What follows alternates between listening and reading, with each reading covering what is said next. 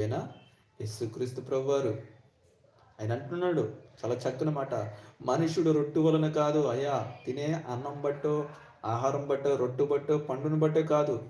ఆ పండు నీ చేతిలోకి ఎలా వచ్చింది, ఆ రొట్టె నీ చేతిలోకి ఎలా వచ్చింది, ఆ తినే ఆహారం నీ నోటి దగ్గరికి ఎలా వచ్చింది? దేవుడు అనుగ్రహం, యెహోవా అనుగ్రహింపబోతే ఏది కూడా కలగదంట. ఆయన అనుగ్రహం లేకుండా ఏది జరగదు. గుర్తుపెట్టుకోండి. ఆయన అవసరత ఉందే, ప్రతి మానవుడికి భూమి మీద అతని అవసరం ఉంది.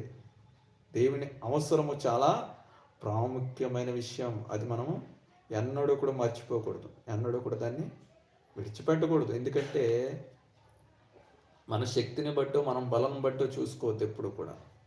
మన శక్తి, మన బలం, మన జ్ఞానం కూడా అంత వెర్రితనంగా ఎంచాడు దేవుడు.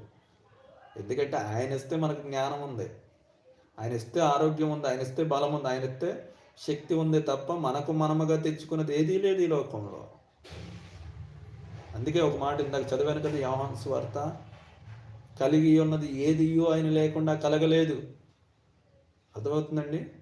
ఏదైనా కలిగిందంటే, ఏదైనా నిర్మింపబడ్డదంటే, ఏదైనా తయారు చేయబడ్డది, ఏదైనా నువ్వు అనుభవించగలుగుతున్నావంటే ఆయన సృష్టించాడు, ఆయన కలగ చేశాడు. అది నీకు అవసరమని ఆయన అది నీకు ఇచ్చాడు.